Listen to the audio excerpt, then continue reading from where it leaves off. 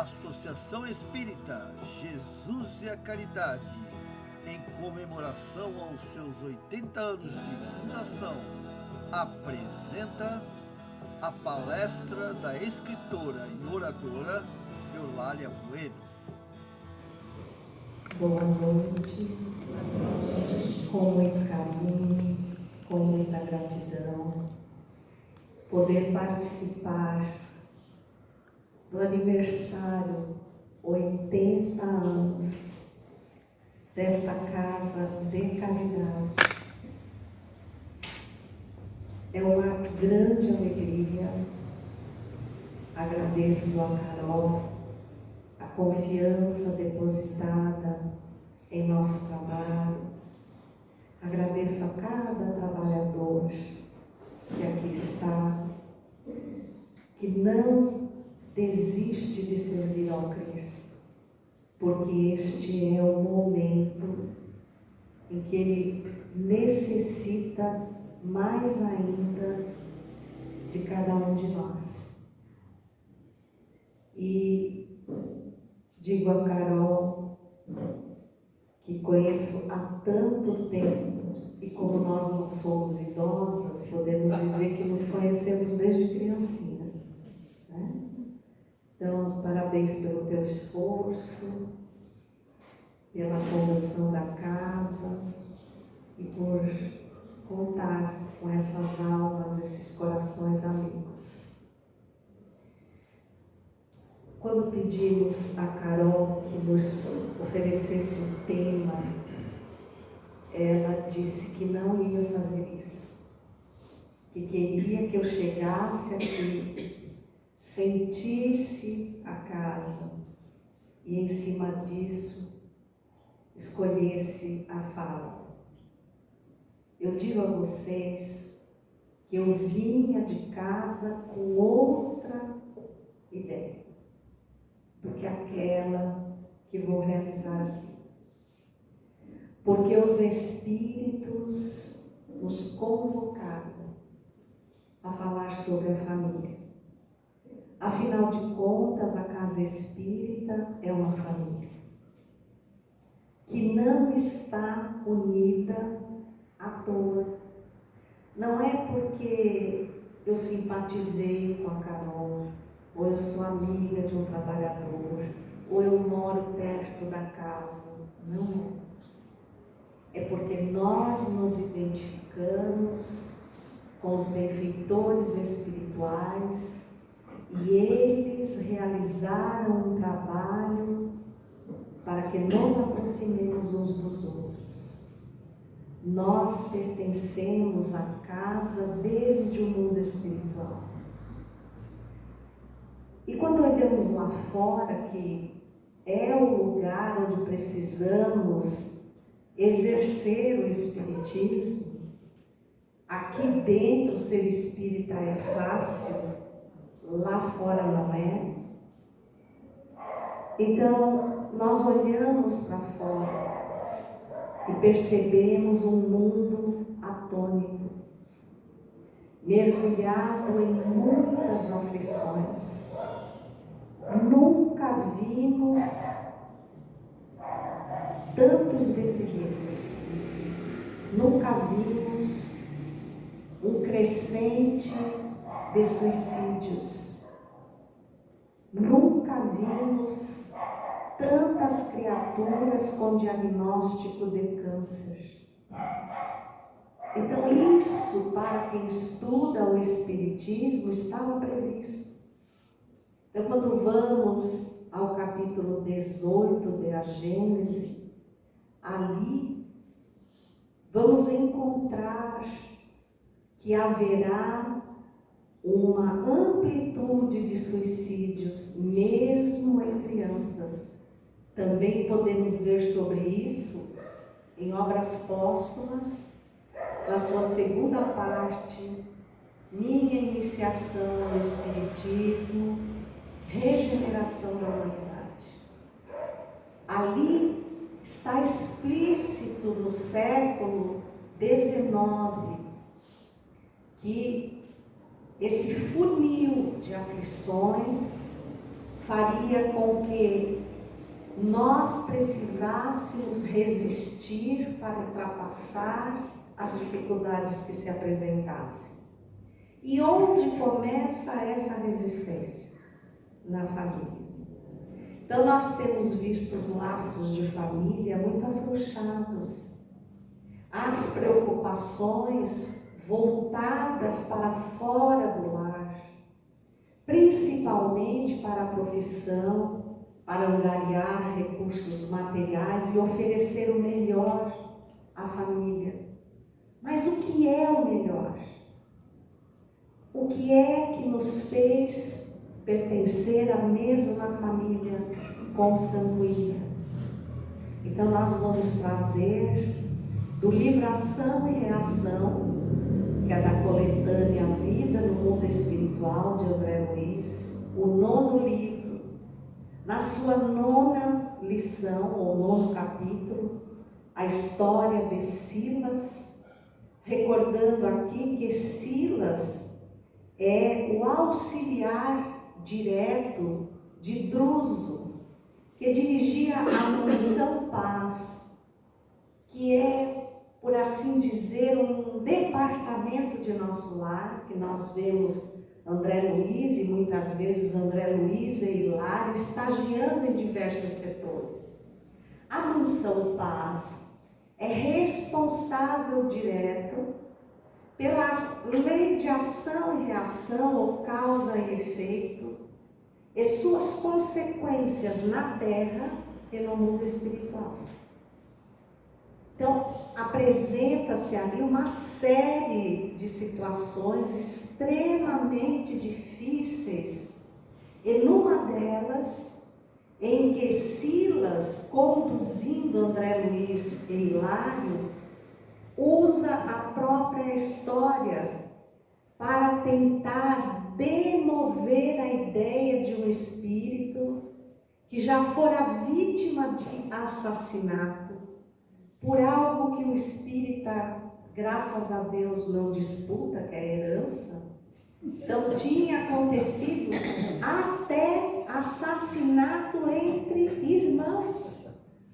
E o processo obsessivo sobre o sobrinho que herdara a herança, e que aquele que lhe era tio queria conduzir à morte, como se ele fosse reaver algo que é estritamente material.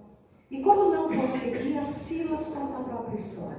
Claro, eu acho André Luiz muito parecido conosco naqueles livros, porque eu fico imaginando a cara dele, cada vez que ele vai com a pergunta, ou Hilário vai, às vezes o benfeitor que o dirige, antes que ele formule a pergunta, já percebe no seu próprio pensamento. Então, a inquietude de André Luiz para aprender.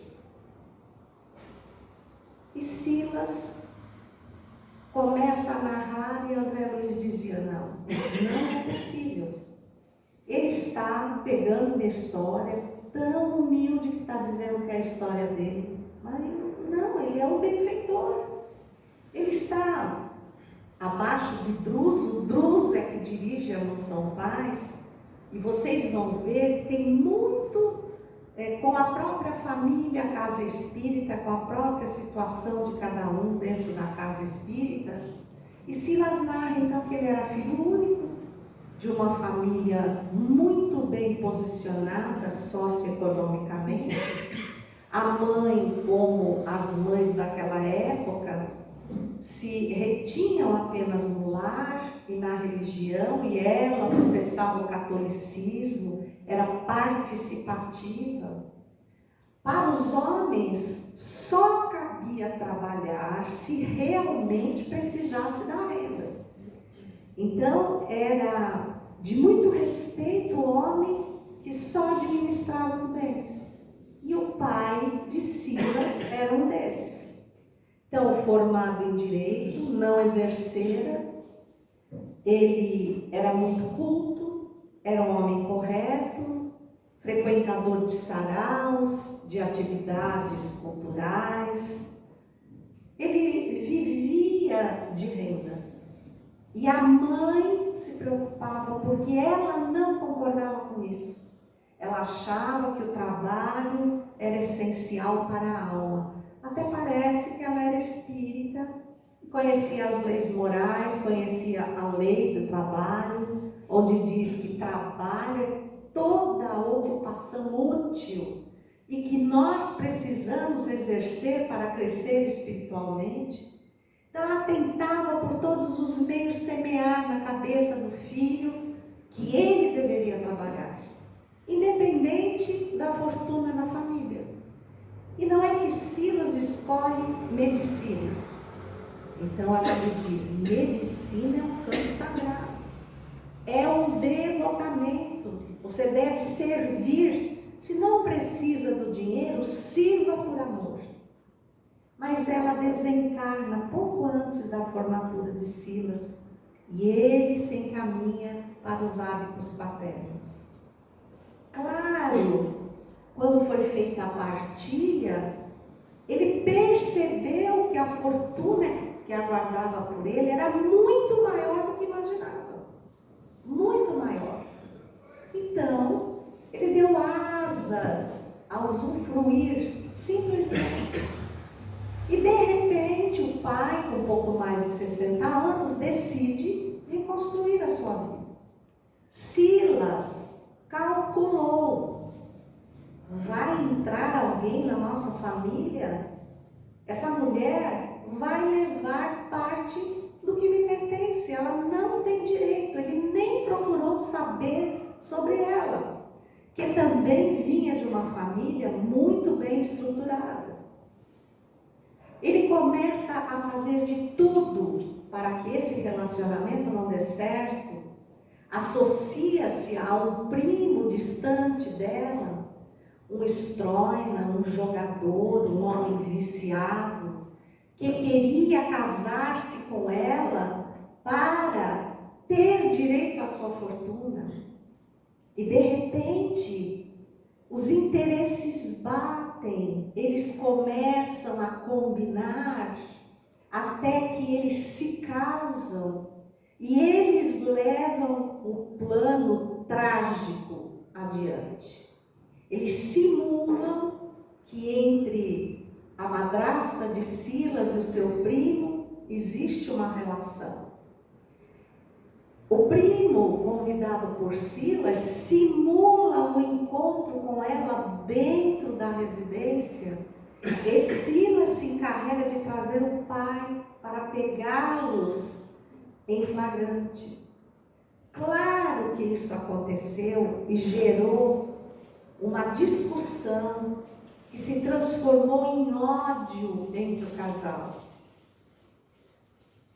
O pai de Silas não queria ser exposto à sociedade, porque não ficava bem um homem separar-se. Então colocou-a num quarto à parte e faziam de conta que estava tudo bem. Ela deprimiu-se, não se conformava porque ela o amava e ele a amava. Então alguns meses se passaram, ela foi piorando cada vez mais, as enfermeiras se revezavam e certa manhã, uma delas, ao chegar ao aposento, encontra um corpo e ela morta. Deduz o médico, quando pega o resto do líquido que ficara, que ela se suicidara. Ela misturara todos os medicamentos e se suicidara. A partir da morte dela, o pai de Silas mergulha numa tristeza infinita e poucos meses depois, percebendo que ia morrer, chama o filho e lhe confessa: fora ele que matara a esposa, fora ele que a envenenara para limpar a honra, dizia ele a Silas. E só então Silas percebeu que não era tão fácil assim o plano que ele idealizara, porque apenas queria que ela fosse embora, mas não queria transformar o pai em assassino. O pai desencarna. Imaginem bastidores espirituais, as obsessões, a revolta dos espíritos envolvidos. Silas não consegue mais ficar na mansão da família, empreende uma viagem de 2 a 3 anos pela Europa. Quando regressa, abriga-se na casa de uma outra família que era muito amiga da sua. Ele não consegue voltar para casa. Começa a sofrer de intensas dores de cabeça, insônia, mal-estar estomacal. E numa noite dessas, médico dirige-se ao armário para buscar um remédio para amainar as dores de estômago. E ao tomá-lo, acreditando que era um antiácido, ele vira um vidro de arsênico e morre. Desperta no mundo espiritual, nos braços de sua mãe, que era um espírito nobre, que viera para ajudar o marido e o filho. Ela lhe conta que já recebera seu pai, as condições em que ele chegara, encaminha-o à mansão Paz, e ali ele já estagiava há mais de 40 anos. 40 anos.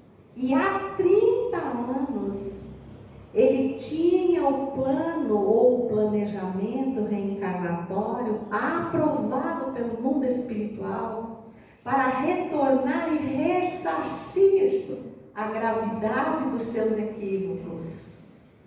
Ele precisou reencontrar o pai. Precisou contar que fizeram um planejamento, que aquilo que ele vira não era exatamente a verdade. Ele precisava encontrar a madrasta, contar-lhe o que fizera. Ele a matara. Na realidade, foi ele quem a matou. E convidá-la a dar-lhe uma oportunidade de regenerar-se perante ela e perante a própria consciência. O pai aceitara, o mundo espiritual decidira, eles voltariam na mesma configuração familiar, com detalhe, nasceria numa comunidade de extrema pobreza, ansiaria pela medicina e deveria se formar médico com todos os esforços. A madrasta, se aceitasse, seria sua irmã mais nova. Mas como ela tinha tido a oportunidade de se refazer naquela família, ela precisava a chance de viver a maternidade conforme ela fora chamada. E ele a impedira. Ela poderia ter se tornado uma mãe, uma irmã, uma amiga e serem absolutamente felizes. Mas o dinheiro, o campo material falou mais alto. E aí André Luiz disse, bom, se você tem um plano reencarnatório aprovado há 30 anos, está fazendo o que aqui? Porque não é tão simples assim, que valha para nós. Eu vou precisar encontrar a minha madrasta. Mas você está procurando por ela há 30 anos? Sim. E o Druso ou alguém não sabe onde ela está? Os benfeitores maiores? Sim. O Druso não sabe. Os benfeitores maiores sabem. E por que não a buscam?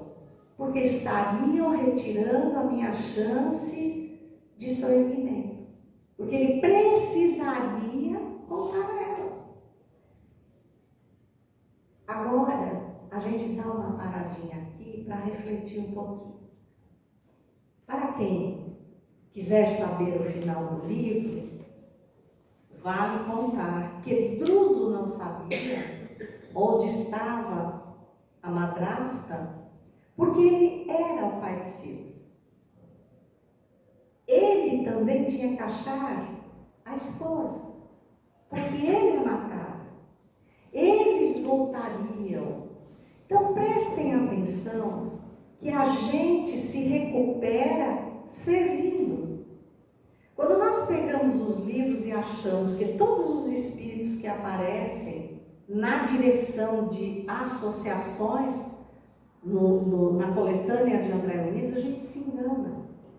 Quando a gente chega à casa espírita e é convidado para um trabalho e diz: ah, que bom seria se eu fosse capaz. Você só se capacita servindo. Então, são pequenos detalhes que nós precisamos levar em consideração. Agora, paremos e reflitamos. Eles iriam voltar. Vamos supor que a madrasta aceitasse. Pelas pendências que ela tinha do passado, ela iria voltar limitada mental e fisicamente. Qual seria a sensação dela, envolta pelo esquecimento temporário que a reencarnação patrocina, todas as vezes que Silas se aproximasse dela? Como seria a relação deles? Não seria nada fácil. Detalhe, quando Silas estivesse próximo à sua formatura, os pais iriam desencarnar. E ele se tornaria responsável pela irmã.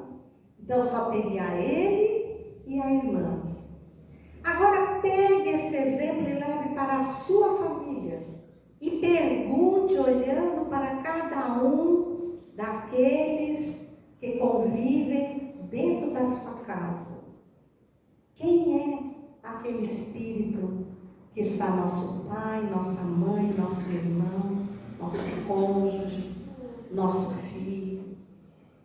Percebam toda a estrutura do mundo espiritual, a preparação, o planejamento para a concretização de uma nova oportunidade, para formar um núcleo familiar em que nós nos encontramos.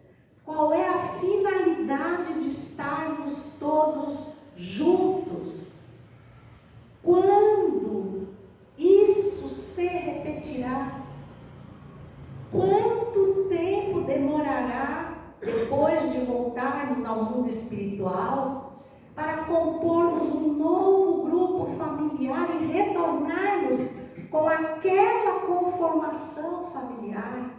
Quantos benfeitores se debruçaram sobre esse planejamento? Quanto nós suplicamos para ter os espíritos adversários a fim de podermos vencer o que criamos? Porque a lei de causa e efeito é infalível. Não há um único membro da nossa família que esteja ali por acaso. E muitas vezes nós dizemos que é insuportável que Jesus, que os benfeitores nos colocaram numa família errada. Tem gente até que diz assim: eu acho que no dia que foram me levar para a Terra, o meu anjo guardião estava de férias no Caribe, devia ter um estagiário no lugar dele, viria dar uma volta, estava com pressa, me largou em qualquer lugar. Isso não existe. A nossa família é composta de adversários com quem temos que nos recuperar moralmente, ou de espíritos amigos. Mais adversários do que espíritos amigos, porque nós fazemos mais adversários do que espíritos amigos.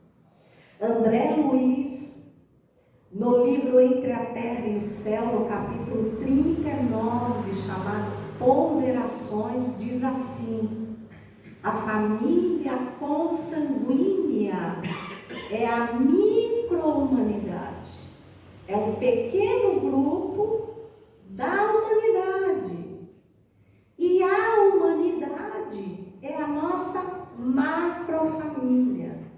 Vocês têm noção do que André Luiz está dizendo com isso? Olha, você está ali num grupinho condomínio familiar para se ajustar. Mas não pense que se você deixar esse grupo para trás e sair para o mundo, que vai ser diferente.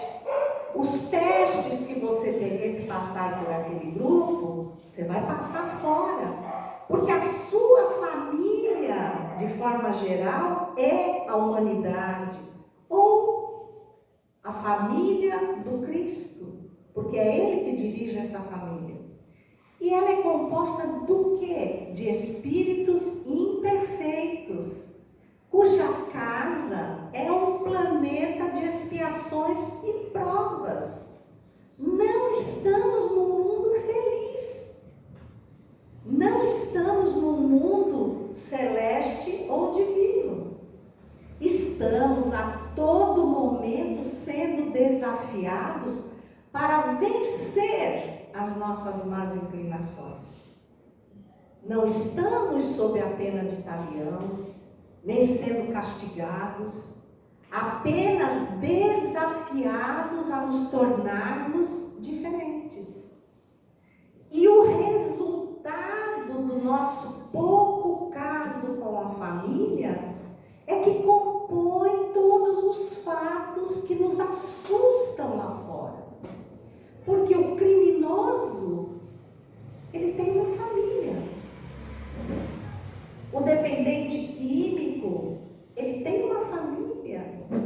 Então, nós somos o resultado daquilo que construímos e da família onde vivemos. A pandemia do coronavírus fez um trabalho excepcional. Porque os valores morais familiares estão dissolvidos. Nós estamos esquecendo disso. Só que a grande família, que é a do Cristo, está caminhando para a regeneração. Então, se eu não cumprir esse papel na minha família consanguínea, eu vou ter que cumpri-lo com o mundo. E agora pensem uma coisa: se aqueles espíritos que estão ao nosso redor fazem parte de um planejamento de dezenas de anos, é porque houve um acordo entre nós todos. Pode ser que no meio de uma família estruturada venha um espírito em grande dificuldade numa reencarnação compulsória? Sim, claro que sim. Mas não vem em qualquer família. Vem na família que tem condições para lidar com essa situação. Então, nada foge ao controle da lei de causa e efeito e, acima de tudo, o controle de Deus. Mas o que é que nós temos feito? Então, eu deixo aqui para vocês 2 livros de Emmanuel que toda família deveria estudar no seu evangelho no lar. Com os nossos filhos, em conversas abertas, fraternas e espíritas. Porque o mal do espírita, e eu digo de uma forma geral, trabalhadores e frequentadores, é não conhecer o espiritismo.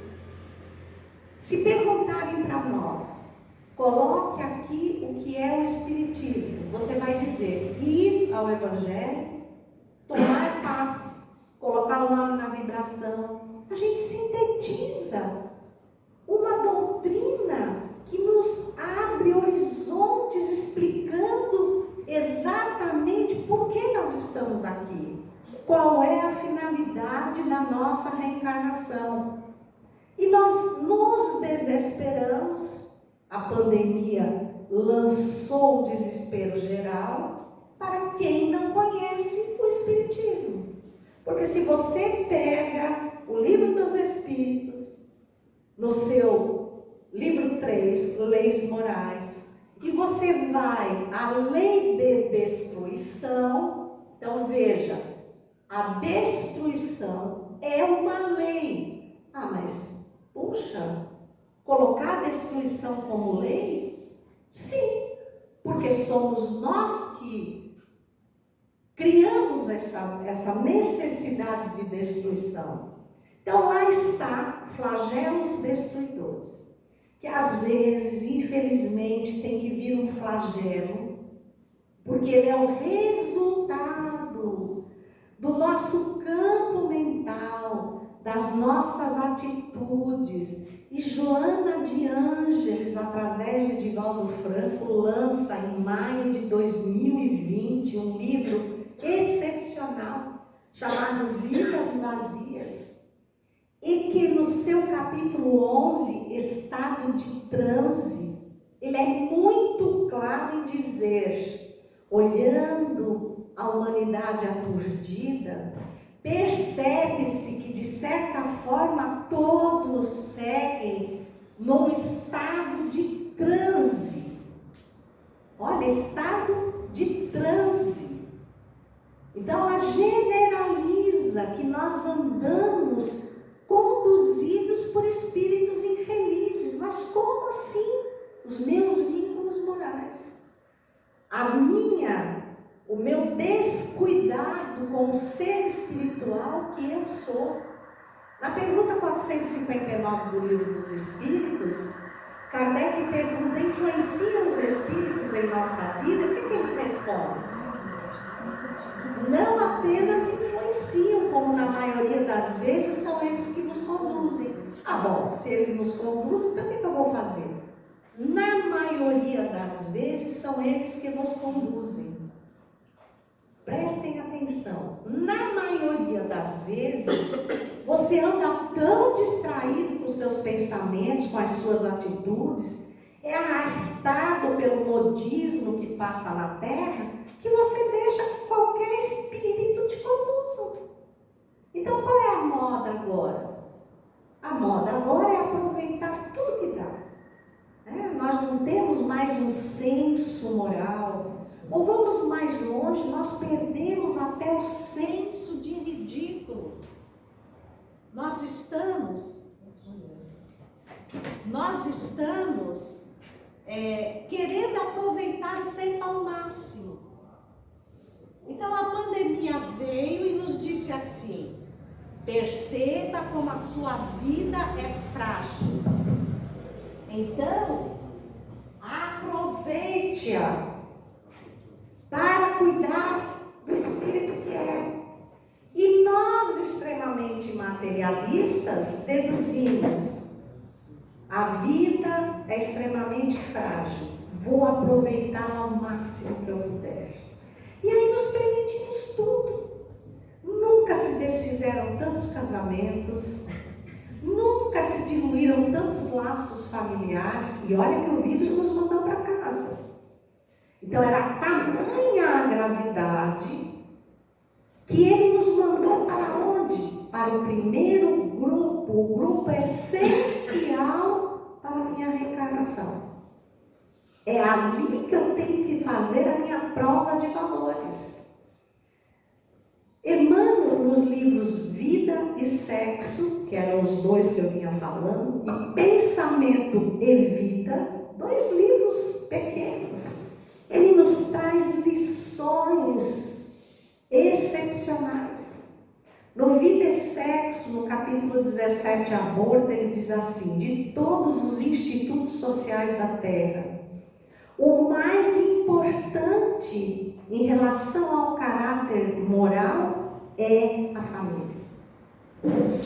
A família pode mudar o nosso caminhar. Quando ele vai no Pensamento e Vida, no capítulo 11, falar de filhos, ele diz assim: todos os exemplos que os pais e os mestres oferecem aos seus filhos podem influenciá-los pela vida inteira. Prestem atenção. Pergunta 203 do Livro dos Espíritos, mas também 582, 583, diz assim: a maternidade e a paternidade são uma missão. O pai e a mãe têm que oferecer um processo educativo pautado em exemplos morais, para que os filhos, quando cheguem à adolescência, meado ao final da adolescência, em que ele toma posse da sua individualidade, ou melhor traduzindo, todas as lembranças do Espírito que vêm à tona. Por isso nós muitas vezes dizemos, isso não é o filho que eu criei, é uma criança tão doce, tão meiga, agora é desafiador, é petulante. Ele está se mostrando como ele é. Mas nós paramos para pensar que até isso acontecer, nós tivemos muitos anos para oferecer-lhes material novo. Também Emmanuel diz na mesma lição, a primeira infância, os filhos esperam, eles vêm munidos de um cérebro novo. Então é um HD novo. Você pega o computador antigo, só vai passar para o novo o que presta. Não é assim que a gente faz? Ou você vai pegar tudo e passar para cá e ocupar a memória com o que não presta? Então, Emmanuel, em O Consolador, na pergunta 109, diz assim: os 7 primeiros anos de vida é uma fase de adaptação do espírito ao corpo. É a fase ideal para oferecer-lhe um novo padrão moral. Se você for ao Missionários da Luz, capítulo 13, Reencarnação, vai falar exatamente a mesma coisa. Então prestem atenção, e eu estou citando as fontes para que vocês, vai estar gravado, lancem mão das fontes para ler e compreender. Então aquele espírito vem com HD novo. Tudo que você fizer, ele vai gravar, porque tem espaço. Tudo que pai e mãe fazem, ele grava. E o que ele grava nessa idade vai formatar os novos hábitos daquela criatura, que devem ser totalmente diferentes dos hábitos doentios que ele tinha no passado. E vão ser longos anos, quando tudo que ele passar para o corpo, e tudo que ele viver chegar, ele vai ter hábitos novos para resistir às más inclinações. Então o que a gente vê? Que nós não estamos oferecendo hábitos novos para os nossos filhos. Aliás, nós temos educado pequenos gladiadores, porque nós os munimos de armas, né? Nós achamos assim, qual é a minha obrigação para o meu filho? É dar-lhe o melhor. Mas quando a gente fala dar-lhe o melhor, a gente só pensa no campo material. Então eu trabalho desesperadamente para que a gente more num lugar bom, para que eu possa pagar na escola. Aí quando eu vou para a escola, todo mundo está com mochila de marca, eu não quero que meu filho fique constrangido, eu também compro. Nem que eu tenha que pagar o ano inteiro. Acabo de pagar, ela está toda rasgada, eu tenho que comprar outra. Ele tem que estar com tênis de marca, ele já tem que estar com celular.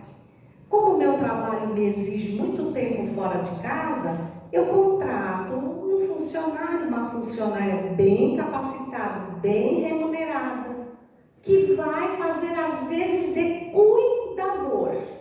E pode fazer muito bem, mas não tem vínculo espiritual com aquela criança. E ao não ter vínculo, não vai trabalhar em cima do que aquela criança precisa de valores morais para vencer a si mesma. Então a gente manda ela lá para fora e diz: Eu não quero saber de você vir aqui se queixar de amigo. Se amigo bater em você, você resolve lá. Então bate nele. Né? Se alguém quiser pegar isso, você não deixa, porque isso é caro. Aí você já está ampliando a prepotência. Eu só tenho coisa cara, o outro não tem. O outro vai querer o que eu tenho. Ele vai tentar tirar de mim o que eu tenho. Olha os valores que eu estou ensinando para essa criança. Valores que ele vai levar para o resto da vida. Então nós precisamos perguntar por que estamos todos juntos. Por que cada um de nós ocupa esse lugar? Por que eu tenho problema com o meu filho ou o meu filho tem comigo? Pensem na situação da irmã do Silas. Já pensou? Os pais morreram, ela ali limitada física e mentalmente, recordando alguma coisa, que ela não vai recordar o fato, mas a sensação vai ser muito forte. Perigo de vida. Eu acho que ele vai me matar. Não era isso que ela viveu com ele?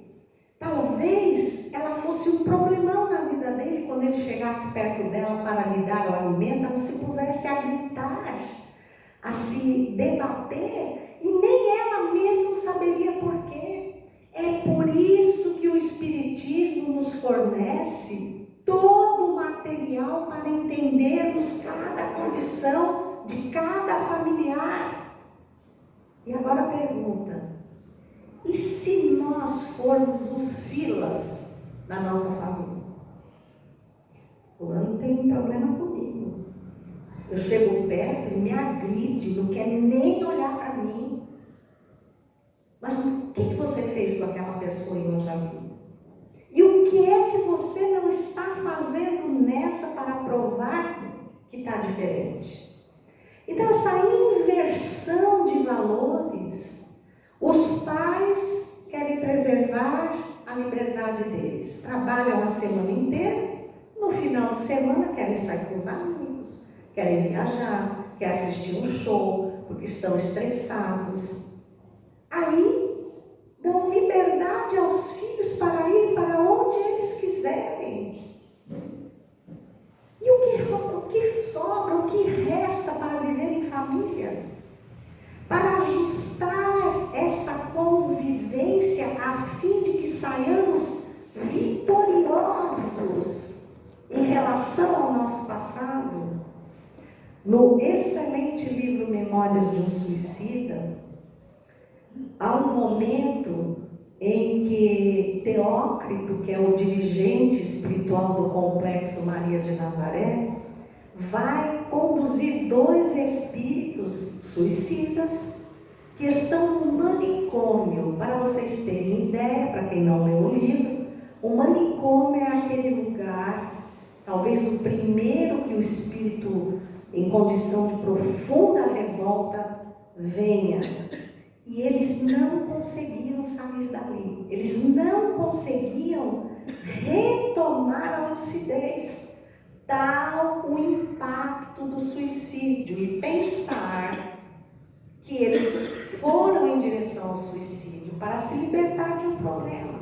E agora nem têm consciência de si mesmos. Então, para eles, uma reencarnação compulsória. Então, Teócrito traz 2 mulheres jovens, uma de uma das ilhas de Portugal, outra do sertão do Brasil, ex-suicidas, em recuperação, porque há reencarnações que você volta ainda como interno do Hospital Maria de Nazaré. E caso vocês não saibam, essa foi a reencarnação de Ivone do Amaral Pereira. Vitoriosa. Vitoriosa. Então, elas deram um nome, porque como elas precisaram de muita ajuda e tinham muitas pendências, elas falaram, pode pôr meu nome aí. Quando um espírito suicida precisar de uma mãe, conte comigo. Mas a gente fala lá, né? Lá a gente aceita tudo. Né? Ó, pode me colocar numa família pobre, eu aguento. Eu não ter dinheiro para fazer unha de gel, nem fibra de vidro, nem tingir o cabelo, não tem problema, eu aguento. E pode me arrumar um marido pobre. Olha, o amor é uma cabana, para mim tá bom. Isso é no mundo espiritual. Se tiver espírito em dificuldade, que vai nascer com alguma deformidade, conta comigo. A gente pede tudo. Ainda bem que eles não concordam. Porque o que vem já está difícil. Né? Aí você vê, elas se inscreveram. Aí o Teócrito se reuniu com elas. É muito interessante porque está os amigos do Camilo Cândido Botelho, ou Camilo Castelo Branco, e ele assistindo a conversa. E aí o Teócrito fala, fulano e beltrano. Então, vocês acordaram isso assim, então estão aqui dois espíritos extremamente necessitados, eles vão ter que nascer ainda com deformidades físicas, com disparates mentais. Para nós não. Para nós não. Ué, mas vocês lembram? Está aqui o ficha, ó. Vocês estiveram nas mesmas condições que eles, tiveram mães que os aceitaram, depois retornaram recuperadas, agora estão numa reencarnação muito melhor. E vocês colocaram que aceitariam. Ah, isso foi lá atrás. Agora não tem de ideia. Agora nós queremos filhos bonitos, saudáveis. Teócrito, enquanto conversa com elas, olha a lei de sintonia, de causa e efeito. Os espíritos que não tinham noção de nada, cada um voltou os olhos para uma das mulheres e ficaram embevecidos. Eles não escolheram a mesma mulher. Cada um se vinculou a uma. E o Teócrito só assistindo e disse, vocês aceitam ou vai ter que ser imposto? Aí um dos espíritos que estava com o Camilo Cândido Botelho falou, ele está louco? Como que ele vai impor um espírito nessa situação para duas mulheres que não os querem e que não tem nenhuma proximidade com eles? Porque olha, a gente reclama da família. Mas quando a gente chega do outro lado e vê os inimigos que nós fizemos, a gente chega para o nosso guardião e diz assim, sabe aquela família que eu reclamava? Sei, dá para repetir na próxima? Porque olha, é muito melhor do que eu pensava. Mas você tem certeza? Você pode reencarnar com esses. Não, eu prefiro os mesmos. Então perceba. E aí ele impõe. E o outro se revolta. Como é que você vai impor? Elas não querem. Eles não estão ajuizados para escolher e não tem nenhum vínculo com elas. Teócrito olha para ele e diz, meu amigo, para a misericórdia divina, colocar espíritos que não têm vínculo em comum juntos é o último recurso que ele entrega a quem nunca valorizou a família. Porque não fomos nós que aceitamos o resto da família. Foi toda a família que nos aceitou. Vocês pensam que a gente é coisa boa? Não somos. Então, se nós somos espíritas, paremos de reclamar dos problemas que estão em nossa vida, porque tenham a absoluta certeza de que quem os criou fomos nós. E se somos os espíritas, porque muitos dizemos, você não sabe, lá em casa só eu sou espírita. Não é fácil, mas é espírita que é para ficar fácil. Porque se você conhece o espiritismo, você compreende por que tem aquele grupo familiar. E nós estamos deixando essa oportunidade de ir embora. porque hoje é um dia a menos, amanhã a menos. E esse vínculo familiar não vai se repetir mais. Há criaturas que pela última vez estão tendo a oportunidade de conviver, para não precisarem reencarnar onde não exista nenhum vínculo espiritual. Isso deve ser muito triste, porque são espíritos que se aproximam por más e boas inclinações, e não numa estrutura de planejamento maravilhoso, como o próprio Missionários da Luz, no capítulo 12, Preparação de Experiências, diz o trabalho que eles têm para estruturar aquele grupo familiar. Eu, particularmente, olho a minha família e fico pensando, Senhor, será que eu vou ter a bênção de voltar com eles e voltar ainda mais com aqueles que já partiram e eu não soube aproveitar a oportunidade? Porque nós vivemos uma bênção. A nossa família é uma bênção. Para encerrar, eu vou contar para vocês a história de 2 adolescentes que se apaixonaram. Era um amor, que na adolescência o amor é algo assim. Aquela é a única pessoa que presta no mundo. É a mais bonita, é a mais perfeita. E se não fosse assim, a gente nunca casava, né? Então tem que ter essa ilusão, para que a gente possa formatar a família. Mas eles se amavam. De repente prestaram um vestibular e iam entrar na faculdade em outra localidade. Foram aos pais e pediram permissão para casar. Os pais disseram: vocês são muito crianças, mas sabemos o que queremos. Mas quando forem para a faculdade, vão conhecer pessoas novas, a cabeça vai, a gente quer casar. Autorizaram, eles casaram, e não é que deu certo. Eles viveram uma vida, tiveram filhos, netos, e todos viam que diariamente eles colocavam papeizinhos um para o outro. Eles achavam os papeizinhos, viam o que estava escrito, mas não tinham coragem de perguntar. Era no sapato, na direção do automóvel, no travesseiro, dentro das latas de mantimentos, em todo lado. Sempre se entenderam, mesmo nas mais tristes dificuldades. E um dia ela parte. Quando estão na última despedida, o velhinho vai lá e coloca um papelzinho, meu que ave. Chegam flores, meu que ave.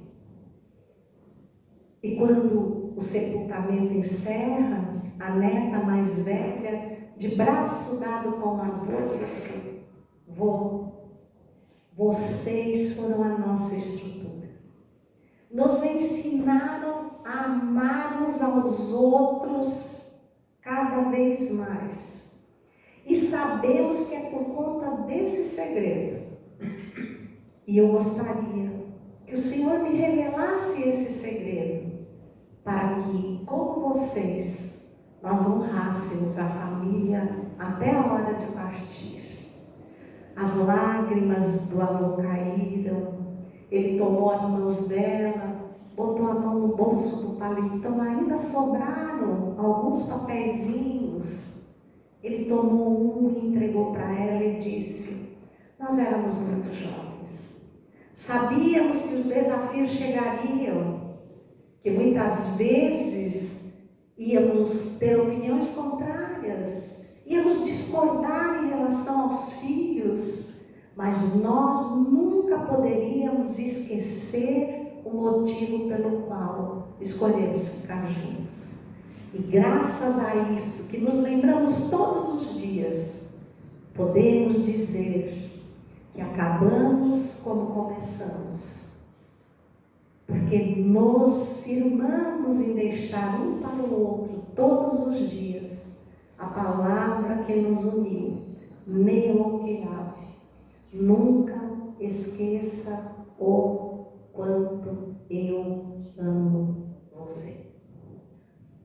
Se nós pensarmos no amor, vai ficar tudo mais fácil. Porque o amor não é aquela chama inicial que nos une, aquilo é paixão. O amor é aquela resistência que surge diante de cada dificuldade, que solidifica o respeito, o companheirismo, a amizade, a fidelidade. A tudo isso a gente chama amor. E só o amor nos leva de volta para casa com a tarefa cumprida. Não esqueçamos disso. Muita paz, infinita gratidão a todos.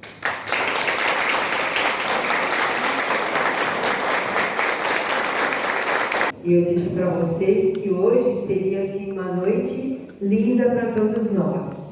Eu acho que a gente está levando assim uma mala cheia, né, de coisas para pensar.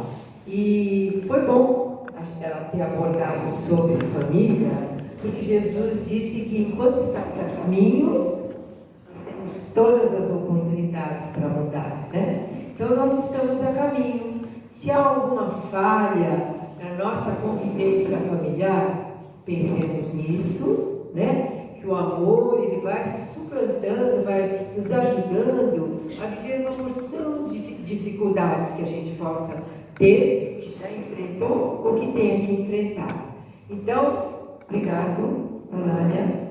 Foi muito divino, não só para todos nós, mas também para você, que teve a oportunidade de falar assim, pela inspiração, por tudo que você estudou, e que hoje a gente une tudo, né? O mundo espiritual, quando ele quer abordar alguma coisa, ele vai lá, pega a bagagem da pessoa e trabalha na profundidade. Tenho certeza que hoje à noite foi uma noite divina para todos nós, e que a gente vai sair daqui assim, recheado de coisas boas, novas, de pensamentos bons e de oportunidades que a gente abriu, às vezes numa palestra, porque os espíritos, eles sopram aonde eles querem. E hoje eles sopraram para todos nós que nós ainda estamos a caminho e que nós podemos mudar. Então, antes da gente entrar no nosso trabalho do passe, eu queria pedir para as nossas amigas para a gente deixar uma lembrança para a Eulália, de todos nós, trabalhadores do Jesus da Caridade. É uma coisa diferenciada. Ah, sim! Então a Eulália está levando o carinho de todos nós, trabalhadores do Jesus da Caridade. Aqui, não sei se vai ver, opa! Isso daí foi pintado assim, com amor e carinho. E aqui, aonde que veio a inspiração? As florzinhas são do livro Violeta na Janela, né? E dentro tem o pensamento de Chico Xavier, aqui escrito. Ó, tudo passa, exceto Deus. Não é? Tudo passa, exceto Deus. Deus. Então, as florzinhas veio do livro Violeta na Janela, da Bela Lúcia Marizek, e esse foi o pensamento do Chico Xavier, que diz: tudo passa, exceto Deus. Deus é suficiente. Deus é suficiente. Chico Xavier. Então, essa frase, quem até escreveu foi a minha amiga, para mim, porque ela tem experiência em escrever sobre cerâmica. Eu dei um monte de frases para ela. Ela falou: qual que você quer? Eu falei: eu não quero nada. Eu quero que o seu pensamento vai ser levado a escrever. Então, foi esse o pensamento de Chico para todos nós, né? Então agora a gente vai a outra parte do nosso trabalho, que é a parte da fluidificação da água e depois do passe, né? Que estão aqui as nossas companheiras para aplicá-lo, e todos têm algo de amor, de esperança dentro de si. Então falamos de família, né? E vamos procurar neste momento unir os nossos pensamentos. Fechemos nossos olhos. Vamos nos unindo em pensamento, em sentimento e em coração. E dizendo ao Senhor da vida: aqui estamos neste momento reunidos, Senhor, e hoje o tema foi família. E dentro deste tema, num momento como este, que é a preparação para o passe, nós vamos pedindo a Ti, Pai amoroso, Tu que és a bondade, a justiça, o amor, que nesta noite, esse passe que vai ser aplicado a todos nós, ele também possa chegar à nossa família. Que todos aqueles que foram reunidos conosco lá no mundo espiritual e junto naquele mistério da reencarnação, ali com benfeitores amigos, engenheiros que estruturaram não só a família, mas o corpo de cada um dos componentes que seriam da nossa família e do grupo ao qual nós iríamos pertencer. Então, nessa noite, Senhor, nós te pedimos humildemente que esse passe seja levado à nossa família. Então, vamos neste momento pedir a expressão do amor, que é Maria de Nazaré, que ela possa só chegar ao nosso lar, levando com a sua equipe de tarefeiros toda uma estrutura de tratamento. Maria, esse ser de luz amoroso, está chegando neste momento ao lar de cada um dos nossos companheiros. E ela vai entrar neste lar dependendo muito daquilo que nós estamos abrindo como espíritos para ela, a oportunidade que nós estamos dando para que o nosso lar seja visitado. Nada está escondido, tudo à mostra. As dores, os sofrimentos, as decepções, aquilo que muitas vezes eu achei que dentro do meu lar eu ia encontrar. Não era isso, era uma coisa diferente, felicidade, paz, amor. Mas o que é que eu planejei? É toda essa experiência, é todo esse ensino, essa dificuldade, esse momento educativo? Às vezes sim. Mas Deus, que é amor, Ele sintoniza dentro de um lar mais difícil alguns pontos que vão nos ajudar a viver essas experiências que são enriquecedoras para a nossa alma, porque vai gerar em nós um processo de libertação, de melhoria, de crescimento interior. Então, nesse momento, estamos pedindo à nossa querida Maria de Nazaré que ela possa, com seu olhar caridoso, olhar as estruturas espirituais do nosso lar e aquilo que, no seu olhar de mãe caridosa, de mãe de amor, que aquilo que está ali despencando, desorganizado, que com seus tarefeiros nós sejamos credores neste momento, de uma limpeza geral, retirando tudo aquilo que até agora era sentido de desestruturação, que através de Maria, a luz do equilíbrio, da paz, da harmonia, possa estar adentrando. E aqueles que eu acho tão difícil de conviver, já tendo assim novo sentimento, é uma luz chegando dentro de casa, é uma oportunidade a mim também de passar a entendê-los, porque não é só eles que eu tenho que entender, eles também têm que dar a mim a oportunidade do entendimento. Então, que nesta noite, todos esses espíritos dos lares que muitas vezes achamos difíceis de viver, é nesses lares que Maria está atuando, levando a sua harmonia, o seu amor, a sua paz.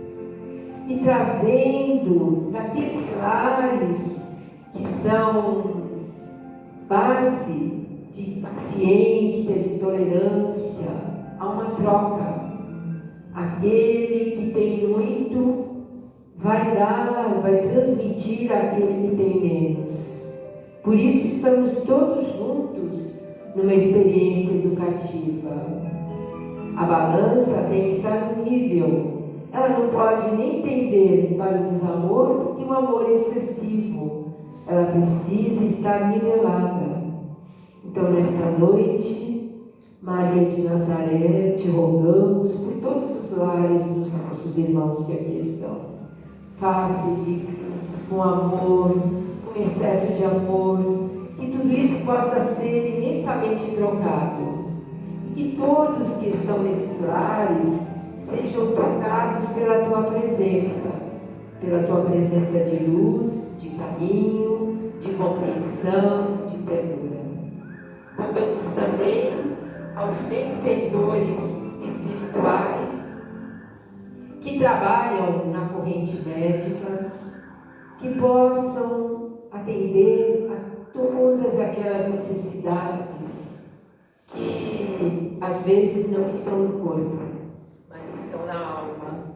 Então estamos pedindo a esses espíritos benfeitores que possam cuidar de cada lar, nas suas necessidades mais interiores, sejam elas da alma que veio com dificuldades e que precisa trabalhá-las, melhorá-las e sair de volta do retorno em condições melhores. Estamos te pedindo, Maria, também essa oportunidade, trazendo essas equipes médicas ao lar de cada um dos nossos irmãos. Rogamos também a Jesus, que Ele é o médico das almas, que possa, através dos bons samaritanos, estar trazendo a cada lar a expressão amorosa da ternura, do carinho, da compreensão, do perdão, do entendimento, que tudo isso sejam bases luminosas em cada lar, fazendo com que cada lar se transforme em pontos de referência para Jesus, que tanto precisa neste planeta de todos esses pontos de amor, de tranquilidade, para ajudá-lo nessa tarefa que é grandiosa, difícil, que se chama mudança. Estamos no momento da transição. Este planeta não será mais um planeta de desafios, mas um planeta onde melhores sentimentos já estão sendo incorporados a toda a estrutura espiritual. Então, Senhor, nós te rogamos que agora, nesse momento, envolve as nossas irmãs, companheiras que vão aplicar o passe, com toda aquela estrutura espiritual necessária de passar não só aos nossos irmãos que estão aqui encarnados, mas a todos os desencarnados, que pelas bênçãos do nosso Pai Maior foram conduzidos nesta noite a este lar espiritual, para ouvir conosco esse momento sobre a família, que é, aos olhos dos bons espíritos, um local de recuperação, um local de aprendizagem, aonde na família do pai e da mãe estão dois grandes mestres. Não são os mestres que nós estamos buscando nas universidades, mas a tarefa dos pais é uma tarefa extremamente importante. Trabalhar as condições da alma, dar exemplos, transformar aquele espírito que era um opositor no espírito amoroso.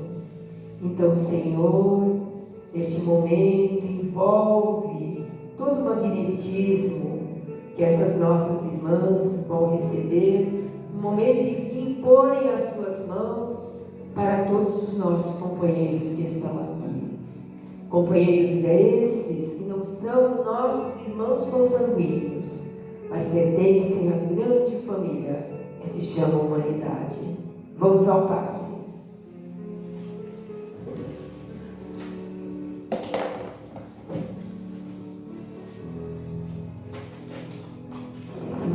Senhor, todos os nossos companheiros que aqui estão, aquele que se doa e aquele que recebe, possam trocar as suas energias. São as energias que vêm do céu e chega à terra. E a terra devolve também a este céu aquilo que tem de bom, de harmonioso, de tranquilidade. Rogamos a nossa companheira camponesa que ela possa circular entre todos. Que esse momento do passe seja a colocação de flores espirituais que expressem a esperança e a fé no coração de cada um dos nossos irmãos, encarnados ou desencarnados.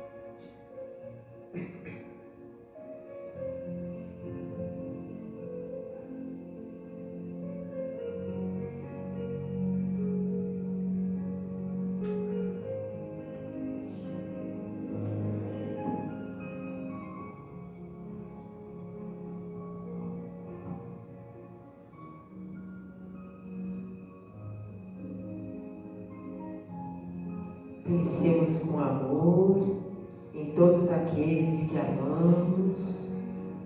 É o nosso coração que chega a eles e que aproveitemos essa oportunidade, aonde não estamos aqui sozinhos. Amigos benfeitores, nossos anjos guardiões, amigos que a gente foi criando pela maneira de ver a vida, pelo esforço que fazemos, eles estão agora com todos nós. Vamos todos aqueles nossos familiares, pela luz do nosso carinho, aproveitem para enviar todos os seus abraços mais fraternos, mais carinhosos, a todos aqueles que Deus está dando oportunidade nesse momento de ter junto a si, de poder vê-los a todo instante. Não se esqueçam também de enviar o seu abraço mais carinhoso àqueles que estão aqui, mas que seus olhos físicos não os veem. mas vocês os veem através do coração. Que essa troca fluídica está sendo totalmente guiada por esse ser muito especial que é Jesus. Que Ele possa caminhar entre todos nós, deixar a sua afetividade, o seu carinho e envolver as nossas dores, nossos desafios, aquilo que todos nós estamos, momento a momento, nos esforçando para vencermos as nossas dificuldades e, ao retornarmos ao mundo espiritual, nos sentirmos assim, com o compromisso, se não totalmente realizado, mas de uma maneira plena, que nos deixe internamente em paz. Graças a Deus, agradecemos esse momento do passe. Que Deus, com certeza, conduziu plenamente a todas as nossas companheiras e a todos que receberam esse passe. Como acabamos de receber o passe, e o passe é um momento de luz, agora todos que estão aqui, que estão com as suas águas, mentalizem essa água numa ação transformadora. E todas essas moléculas, componentes deste fluido que se chama água, está recebendo a ação mental de cada um que aqui está. Porque o Senhor da vida disse que nós somos co-criadores, que nós podemos criar coisas boas. Então mentalize essa água cheia de esperança, de fé, de confiança, de fluidos que possam fortalecer a sua saúde física e não esqueçam da sua saúde espiritual.